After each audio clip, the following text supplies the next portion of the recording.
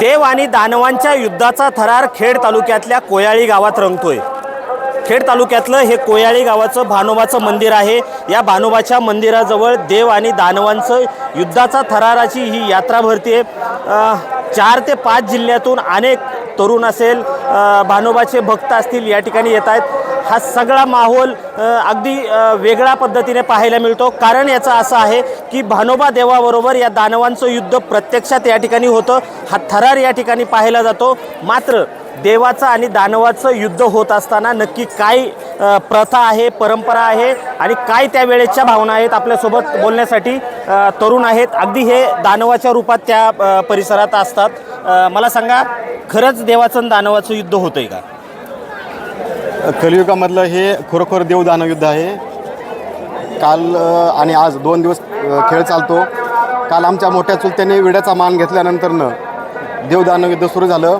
याच्यामध्ये खरोखरच अगदी आता मी पण काल खेळलो होतो, मी पण सुशिक्षित आहे, पण ज्यावेळेस आपण पडतो त्यावेळेस आपल्याला म्हणजे मूर्छित असतो आपण, आपल्याला काहीच माहीत नसतं।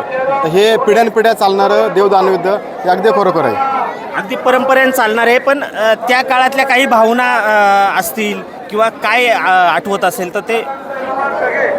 त्या काळातल्या भावना म्हणजे देवदानव युद्ध हे पूर्वीपासून काळापासून चालत आलेलं आहे आणि अजून पुढेही चालत राहणार। आणि आत्ता थोड्या वेळात जे झालेलं आहे देवदानव युद्ध आणि साक्षात हा चमत्कार देवाचा आहे। आता देवासमोर काही तरुण आहेत, आरडाओरडा करतायत, देवाला बोलवतायत, नक्की काय असतं हे? त्यांच्या राहवलं जात नाहीये त्यांना अक्षरशः। आता देव निघायचा टाइम झालेला चालू आहे आणि तो देव निघतोय आता, त्याच्यामुळे त्यांना राहवलं जात नाहीये। म्हणून त्यांच्या अंगात जो संचार येतोय तो त्या पद्धतीमध्ये एकदम त्यांचं रक्तपूर्ण अंग आत्मनं एकदम भरून आल्यासारखं होत आहे। अगदी बरोबर आहे। देवाबरोबर युद्ध करण्यासाठी हे तरुण दानव ज्या रूपामध्ये आहेत हे युद्ध या ठिकाणी करतायत।